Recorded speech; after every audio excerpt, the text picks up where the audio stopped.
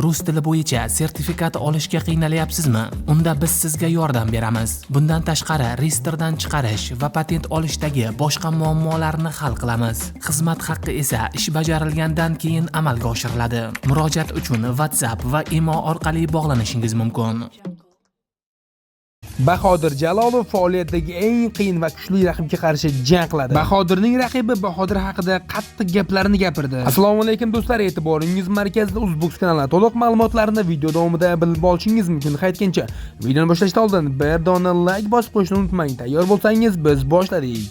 Bahodir Jalolov yana ringga qaytmoqda. Professional boksda mag'lubiyatsiz o'tgan 2 karra Olimpiada chempioni Bahodir Jalolov Buyuk Britaniyaning London shahrida o'zining navbatdagi jangini o'tkazadi. Bu safar hamyurtimizga notanish bokschi emas, xorvatiyalik Agron Smakichi raqiblik qiladi. Chunki bu bokschi bilan Bahodir Jalolov 2024-yil IBA Pro Box oqshomida jang qilish kerak edi. Ayrim sabablarga ko'ra Bahodir Jalovning o'rniga Jahongir Zokirov ko'tarilgandi va o'shanda Smakichi Argonda ochkolar hisobiga ko'ra mag'lub etgandi. Mana endi hamyurtimiz Big O'zbek Smakichi Argon bilan hisob-kitob qilish vaqti keldi. Bu oqshomda yana bir hamyurtimiz Javohir Umataliyev ham o'zining ikkinchi jangini o'tkazadi. Smakichi Argon Bahodir haqida shunday gaplarni gapirdi.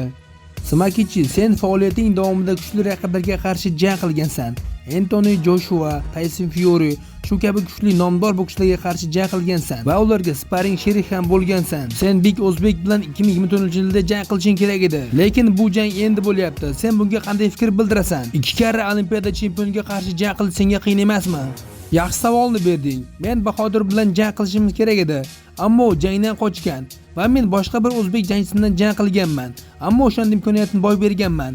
Mana endi alamli mag'lubiyatim uchun o'ch olish vaqti keldi. To'g'ri, Bahodir 2 karra Olimpiada chempionidir, lekin men chempionga qarshi chempionlarcha jang qilaman. U havaskor boksda chempion, professionalda emas. Men professional boksda ko'p jang qilganman.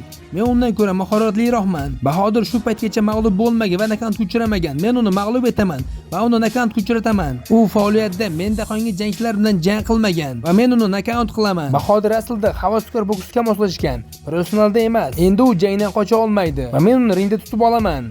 Xo'sh do'stlar, kimda qanday fikr uyg'ondi? Agar fikringiz bo'lsa, kommentariyaga izohlab ketinglar. Do'stlar, bu jangda Smakichi Argon rostdan ham Bahodirni mag'lub eta oladimi? Yoki bularning shunchasi haypmi? Biz bu jangda hamyurtlarimizga omad tilaymiz va ulardan chiroyli nakauntlarni kutib qolamiz. Do'stlar, hamyurtlarimiz uchun bitta moshni like-ni bosib, agar obuna bo'lmagan bo'lsangiz kanalimizga obuna bo'lishni unutmanglar. Qaytgancha Bahodirning jangini biz Telegram kanalimizdan namoyish etamiz. Telegram kanalimiz opisiya va kommentariyaga qoldirilgan.